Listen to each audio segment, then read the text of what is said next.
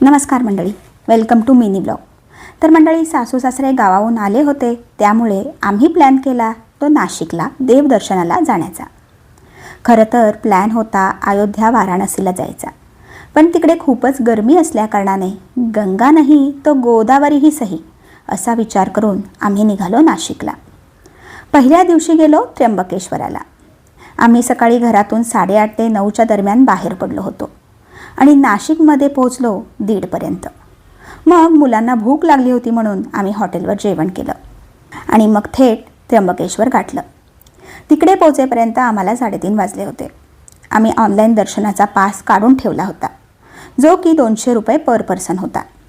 पण तिकडे पोहोचल्यावर असं लक्षात आलं की पास काढलेली रांग ही फ्रीच्या रांगेपेक्षा खूप मोठी आहे, प्लस उन्हामध्येही आहे. पण फ्रीची रांग ही छोटी असल्याकारणाने आतून सुरू झालेली आणि तिकडे बसण्याचीही सोय होती.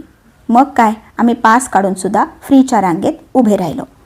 आम्ही 4 वाजता रांगेत उभे होतो आणि रात्री 10 वाजता आम्हाला त्र्यंबकेश्वराने दर्शन दिलं. देवही किती परीक्षा घेतो ना. असो, पण दर्शन खूप छान झालं. रात्रीची आरतीही मिळाली. 10 मिनिटे त्या मंदिरात थांबता आलं, बसता आलं आणि आईंना म्हणजेच माझ्या सासूबाईंना मनसोक्त दर्शन घेता आलं. त्यामुळे रांगेत इतका वेळ उभं राहिल्याचं समाधान वाटलं. मग आम्ही रात्रीचं जेवण करून हॉटेलवर मुक्काम केला.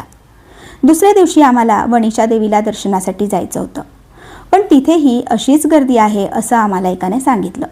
त्यामुळे आम्ही तिकडे जायचा प्लॅन रद्द केला, कारण आम्हाला रात्रीपर्यंत परत पुण्याला पोहोचायचं होतं. त्यामुळे आम्ही नाशिकमधीलच काळाराम मंदिर, गोरेराम मंदिर, गोदावरी घाट, दुतोंड्या मारुती अशी अनेक मंदिरे बघितली आणि येता येता माझ्या चुलत भावाच्या घरी गेलो. त्याला आत्ताच 2 महिन्यापूर्वी मुलगी झाली, तिला पाहायचं होतं. आणि तिकडे गेल्यावर अधिक महिना असल्यामुळे माझ्या दादा बहिणींनी यांना धोंडेवाण दिलं, पण तिथलं शूट काढायचं राहून गेलं आणि अशा प्रकारे आमच्या नाशिकच्या ट्रीपचा एंड झाला. आणि अधिकस्य अधिक फलम याप्रमाणे देवाचे म्हणजेच 12 ज्योतिर्लिंगांपैकी एका ज्योतिर्लिंगाचे दर्शन अधिक मासात झाल्याचे आम्हा सर्वांना समाधान वाटले. तर मंडळी, कसा वाटला हा नाशिकचा मिनी ब्लॉग हे कमेंट बॉक्समध्ये नक्की कळवा. आणि चॅनलवर नवीन असाल तर चॅनलला सबस्क्राईब करायला विसरू नका. धन्यवाद. श्री स्वामी समर्थ.